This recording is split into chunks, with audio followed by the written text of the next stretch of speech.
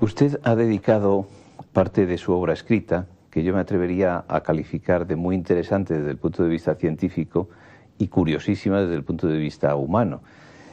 Digo que ha dedicado parte de su obra escrita a descubrir lo que decían los latinos, que no hay nada nuevo bajo el sol.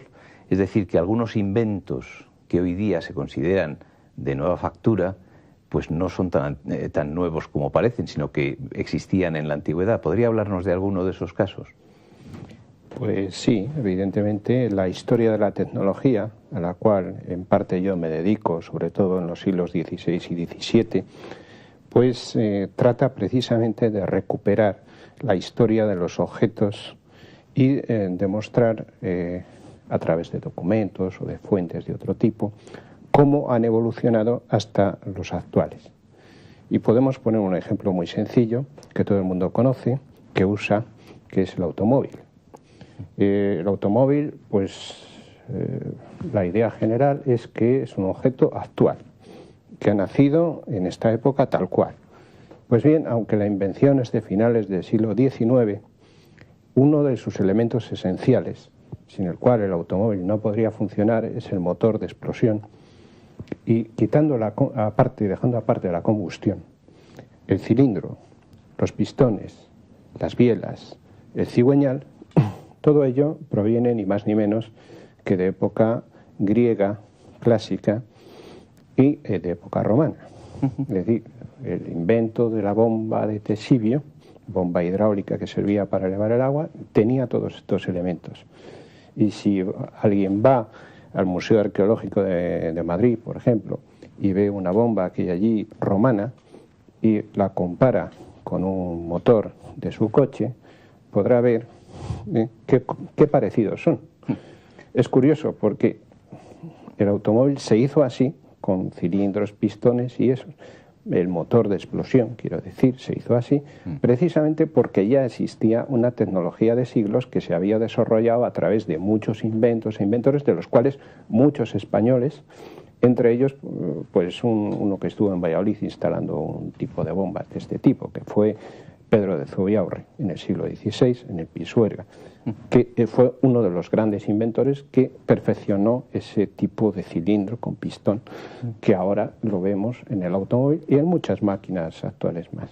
Es un ejemplo. Efectivamente. El siglo XIX es un siglo de muchísimos inventos y de muchas patentes. En el XIX parece que los inventores tenían una carrera declarada para inscribir su patente. Anteriormente al XIX, ¿dónde se inscribían esas patentes? Porque usted ha descubierto que muchas de esas patentes están en el archivo de Simancas, por ejemplo. Sí. A partir del siglo XIX se crean los registros de invención, de patentes de invención, pero que ahora conocemos.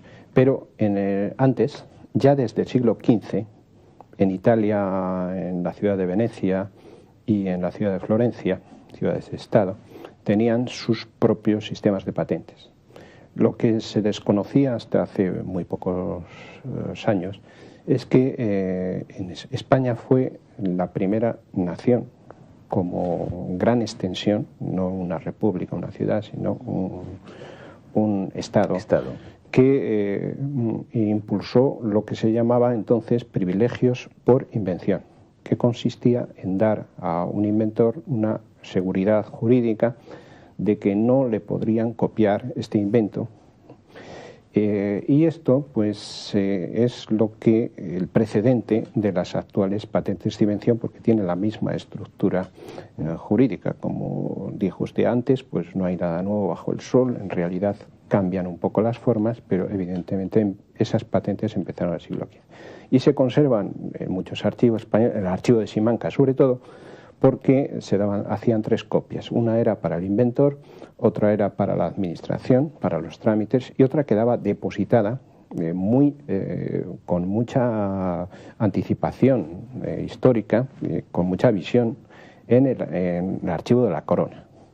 Y gracias a eso, pues ahora se han podido estudiar con cierta dificultad porque están mezcladas con una gran cantidad de documentos muy dispersas, pero actualmente, pues con la ayuda de los archiveros, evidentemente, y de los conservadores de museos, pues se ha permitido sacar un gran volumen de patentes del siglo XVI en España, que aparte de ser pues de las primeras, desde 1478, el volumen, aunque no hemos todavía llegado a descubrir todas, es superior al de los países vecinos, como Francia e Inglaterra, que tienen ya estudiadas sus patentes.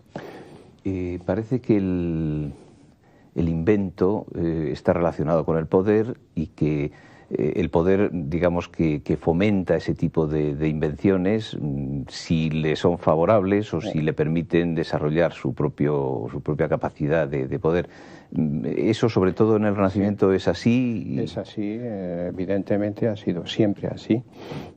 Donde no hay cañones es muy evidente que no puede haber poder.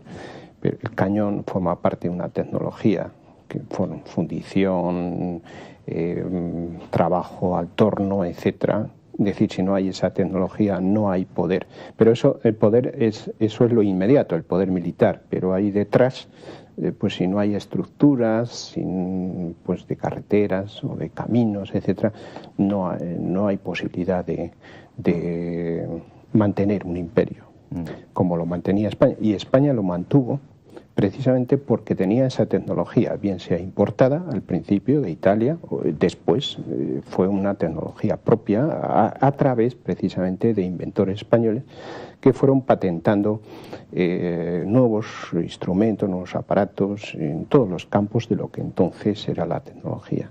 Y en la elección de esos inventos, ¿intervenía la voluntad real o había asesores que sabían decirle a los reyes lo que era preferible o lo que había que apartar por imposible? El mecanismo era precisamente que si un particular creía haber inventado algo, tenía que construir un modelo o el tamaño real de eso y demostrar ante unos científicos de la corte que eso funcionaba. El rey al final era el que firmaba la patente, daba el privilegio, pero previo asesoramiento de estos científicos. Y hay que decir que esto funcionó muy bien. Muchos inventos fantásticos fueron rechazados, la mayoría se rechazaban porque no se presentaba el modelo o no había un prototipo, era demasiado fantástico y solamente había que demostrar, cuando quedaba perfectamente demostrado que era nuevo y además que eso funcionaba, era cuando los asesores daban ya el consentimiento y el rey tenía la última palabra, Felipe II sobre todo. Felipe II tiene en el margen de los memoriales que dan los asesores, dice hágase, no se haga, incluso el rey a veces en su mano ha dado instrucciones, si esto se hiciese de esta otra forma a lo mejor funcionaba mejor. O sea que tenía él su idea. Tenía su propia idea de las invenciones. Su propia idea de las invenciones. ¿No? Esto es curioso. Solo se dio con Felipe II, ¿no? Los otros reyes, los Austrias, no intervinieron en el proceso. Parece que la figura del inventor está siempre como ligada a una cierta enajenación, es decir, al inventor se le pone un poco como loco. ¿Hay un perfil del inventor o realmente no? ¿O anticipado a su tiempo? Yo creo que no, hay de todo, evidentemente. El inventor serio, el que digo yo que ha pasado todas las pruebas a través de los asesores, el que decía antes, es una persona que, no digo con conocimientos sólidos, que a veces no lo tenían, incluso algunos no sabían ni escribir, pero que sabía lo que hacía, y que además tenía un fin económico, muchas veces también de prestigio dentro de la sociedad, pero igual que ahora, pues finalidad económica. Había nobles, por ejemplo Álvaro de Bazán, tiene patentes de invención muy importantes en la náutica, pues Pedro Juan de la Estanosa o Jerónimo de Ayán, que eran nobles. Les había clérigos, militares y bueno, y gente que incluso no sabía escribir. O sea, un perfil... El loco sí que existía, pero ese normalmente no pasaba de los trámites. De los primeros trámites. Si quiere usted, pues hablamos de alguno de los locos, porque verdaderamente son cosas muy curiosas. Pues sí, sería... Pero no pasaron los trámites. ¿Algún loco así eximio? Sí. Pues locos eximios, por ejemplo, un tal Hernán Ruiz de Rozas, de Espinosa de los Monteros, que más que loco, pues era un personaje arriesgadísimo, porque le dijo, presentó su privilegio de invención para un equipo de buceo, para estar sumergido bajo el agua indefinidamente. Y debía estar tan seguro de que eso funcionaba, que le dijo al rey que le corten la cabeza en caso de que eso no funcione. Es decir, este era un personaje muy arriesgado porque, entre otras hazañas, pues había colocado la bola y la cruz en el chapitel más alto del Escorial sin andamios. O sea que debía ser, pues se le cortaba la cabeza, no pasaba nada. No, lo que está claro es que el aparato no funcionó, no le dieron la patente y tampoco le cortaron la cabeza, o sea que... ¿Se le conoce todavía algún intento posterior? El chantaje no conocemos ningún intento posterior, pero vamos, creo que ese tipo de chantajes no existían, pero hay otros casos de locos que se podrían relatar, pero en fin, sería largo. Hablando del tema del buceo, usted... escribe en uno de sus trabajos que en agosto de 1602 y ante el rey Felipe III se prueba un equipo de buceo en el río de Valladolid, en el Pisuerga. Cuéntenos un poco esa historia. Sí, bien, pues habría que hablar de un poco del personaje que hizo posible esa primera inmersión del mundo, que fue Jerónimo de Allanz. Jerónimo de Allanz es un noble de origen navarro que, entre otras cualidades, tenía de ser un fortachón. Era capaz de doblar lanzas de los enemigos con la mano, hacer lechuguillas, estos cuellos, con 2 dedos de un plato de metal. Era, bueno, un elemento que parece, le llamaban el Hércules español. Lope de Vega se lo dice, por ejemplo.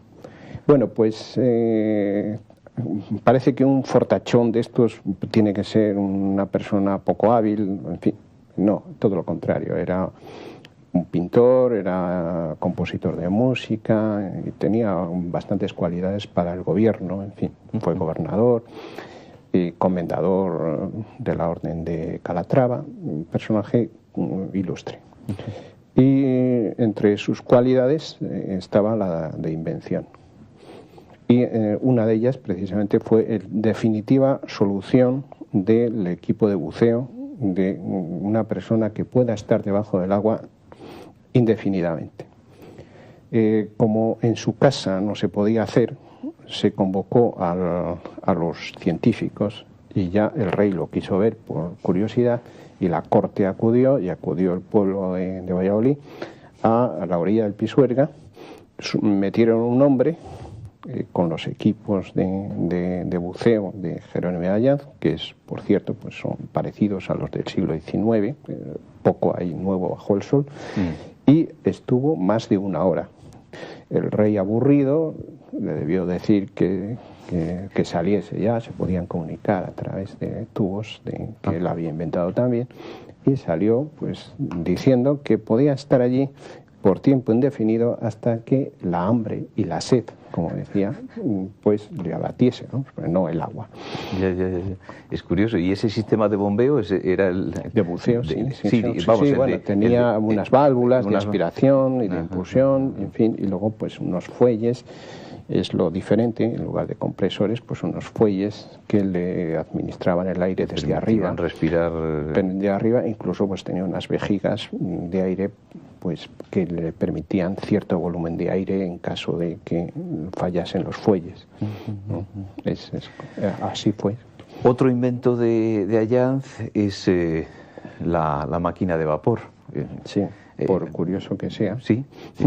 Efectivamente, pues la máquina de vapor hasta entonces se conocían eolipilas, es decir, unas esferas de cobre huecas que daban vueltas o salía el vapor y se hacían pues cosas de magia con ellos. A nadie se le había ocurrido utilizar el vapor para un uso industrial, por ejemplo, para desaguar el agua de las minas, que era uno de los graves problemas de los mineros, tanto en España como en América, en otras partes. Este fue el primero que construyó, patentó las dos cosas e hizo funcionar una máquina de vapor a base de fuego, de una bola de fuego, con dos depósitos de presión que permitía elevar el agua continuamente y desaguar una mina. El primero, en 1606. La primera patente que se creía hasta ahora era de 1702 de Thomas Savery en Inglaterra. No, este es casi un siglo antes. Casi un siglo antes en España. Esto es una cosa nueva que se ha permitido descubrir gracias a este sistema de patentes que existía en España. Bueno, esto tiene una repercusión en la historia de la tecnología muy grande porque cambia totalmente el sentido de la discusión de quién había inventado la máquina de vapor, que si los franceses, Papin, que si los ingleses, que si Blasco de Garay, que era otro español, que creía que se había inventado un barco de vapor, que fue una conmoción en aquel momento, pero que finalmente resuelve la cuestión. Esperemos, no sé si de forma definitiva, a lo mejor aparecen nuevos documentos, pero de momento es la primera patente de este tipo de máquina tan importante por la revolución industrial. Y él se basaba en algunas experiencias anteriores, pero su aplicación... Sí, se basaban en las experiencias de las eolipilas, que desde los griegos ya, pues, ya había máquinas que daban vueltecitas a base de vapor, pero lo hizo una aplicación industrial. Una aplicación industrial, sí. Cuando uno iba a Madrid antes... por carretera, pues yo recuerdo que nuestros padres decían, mira, esos son las piedras de Juanelo. Juanelo parece que fue un inventor del siglo del que estamos hablando y de pronto usted descubre que muchas de las cosas que se le aplicaban no eran de él. Bien, han descubierto también otras personas que las cosas que se decía de máquinas de Juanelo, instrumentos de Juanelo, no eran de él, pero vamos. Tenía tal fama este Juanelo Turriano, que es un personaje de origen italiano, pero asentado en la corte española de Carlos V y Felipe II, que a partir de su muerte, todo lo que era maravilloso, extraordinario, se decía que era de Juanelo. Entonces seguramente esas piedras, que yo no las conozco, pues debían ser demasiado grandes y entonces se pensaba que era pues quizá un artificio de él. Igual que en Valladolid existió hasta el siglo XIX un lugar que se llamaba lugar de ingenio o artificio de Juanelo y que en realidad eran unas bombas de agua que hizo un tal Pedro de Zubiaurre cuando la corte estaba en Valladolid a principios del siglo XVII para elevar el agua al palacio de entonces del rey Felipe III. Y esto funcionó perfectamente y a partir de ahí ya pues se pensó que eso era de Juanelo. Se le aplicó inmediatamente. Sí. Como el huevo de Juanelo, que dicen en México, en lugar de huevo de Colón. O sea que Juanelo... como Juanelo, pues todavía en algunos lugares de Hispanoamérica pues hay el dicho del huevo de Juanelo. Usted ha estudiado también la obra de otro inventor importante, que es Lastanosa. Sí. ¿Qué características tiene su obra y por qué es importante? Lastanosa era totalmente desconocido, es como Jerónimo Ayaz y Juanelo era conocido. Entonces, la obra de Lastanosa, lo que fue un científico e ingeniero de origen aragonés, que estuvo en Italia en contacto con científicos italianos y en el norte también, Y lo que hizo, sobre todo, pues aparte de ser asesor del rey en materia de máquinas, era uno de los que examinaban las máquinas que se inventaban, pues fue recopilar, por orden del rey, pues todos los inventos, todas las máquinas, ingenios, sobre todo relacionadas con el agua, con la hidráulica, que entonces se conseguía. Entonces lo recopiló en un monumental manuscrito, que se conserva una copia en la Biblioteca Nacional, pero esto ha tenido pues una historia un poco complicada, puesto que aparece con una portada posterior este manuscrito, atribuida también a Juanelo. Entonces se llama Los 21 libros de los ingenios y máquinas de Juanelo. A partir de ahí, lo curioso es que no puede ser de Juanelo, porque Juanelo casi ni sabía hablar castellano. Está escrito por un aragonés, a través de lo que él expresa, los giros, las palabras que expresa y los lugares que cita.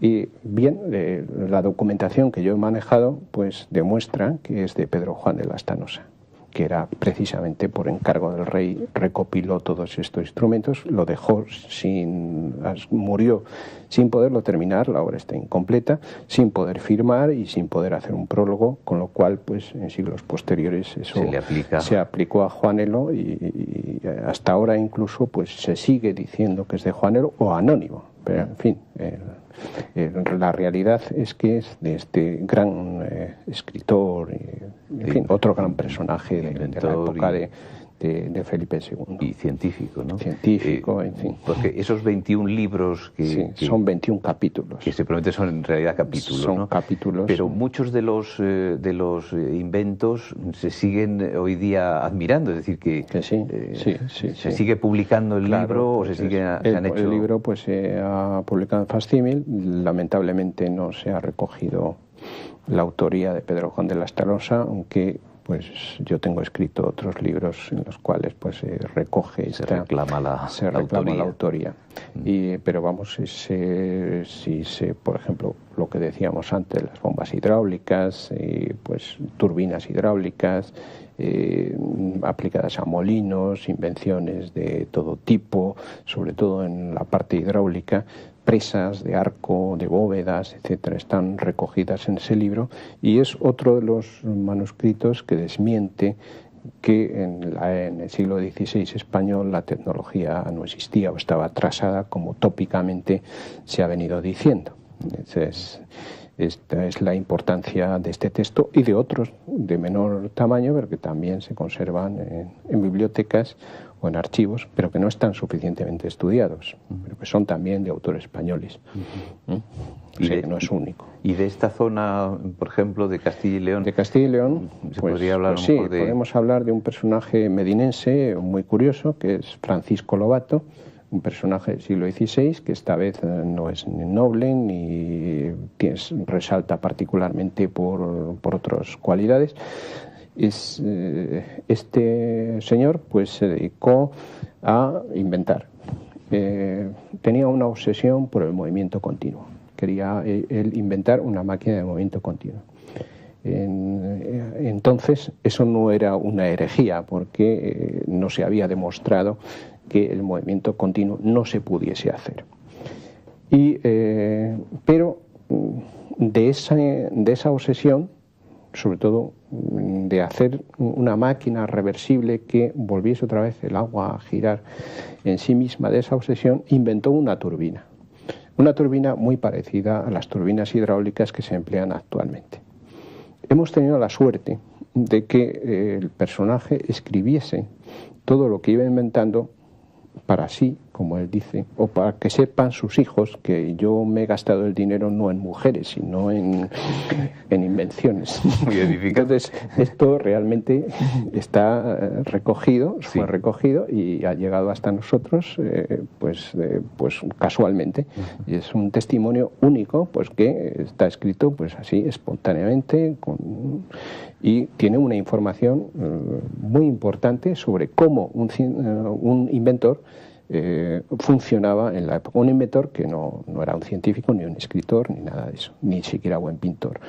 Por eso iba a decir, están acompañados de sus textos con dibujos, unos dibujos muy eficaces, porque se entienden muy bien, pero muy ingenuos, sin las reglas, parecen dibujos medievales, más que renacentistas. El tiempo se nos va acabando. Una última pregunta. La energía eólica, que hoy se nos vende como última tecnología y como la panacea para muchas cosas, me imagino que tampoco es de hoy, tuvo sus defensores en el pasado. Sí, bueno, los molinos de viento, que es como se denominaban a los aparatos que funcionaron en épocas pasadas, han estado moviendo las piedras de mole hasta el siglo pasado. Bueno, siglo XX prácticamente, y muchos de ellos pues ya han desaparecido totalmente. En realidad la tecnología de los molinos de viento es del siglo XII en Europa y anterior en Asia. Hay quien dice el siglo VII incluso. Es decir que y funcionaban extraordinariamente bien hasta tal punto que se ha querido reconstruir tal cual alguno de ellos y ha sido imposible con la tecnología actual. Los actuales ahora se hacen de otros materiales, evidentemente, que permite con el mismo sistema, pero con otros materiales más ligeros que permite hacerse. Bien, pues esta energía eólica, aunque parezca que en Castilla es poco conocido, pues hemos descubierto, pues Carlos Carricajo y yo, en paseos y búsquedas que hemos hecho por Tierra de Campos y por la provincia de Valladolid, hemos descubierto veintitantos antiguos molinos de viento sin sus aspas, pero sin embargo palomares, que se creían palomares, pero que en realidad eran estructuras antes de molinos de viento reconvertidos en palomares. O sea que es una tecnología que existió en Castilla la Vieja, no solamente en Castilla la Nueva, se hizo famosa por el Quijote, sino incluso posiblemente anteriormente, en la Edad Media ya, funcionase también en Castilla. Y es de ahí, no digo yo que deriven, porque es distinto, pero la energía eólica se ha aprovechado siempre, prácticamente. Nicolás García Tapia, muchísimas gracias por sus respuestas. Bueno, gracias.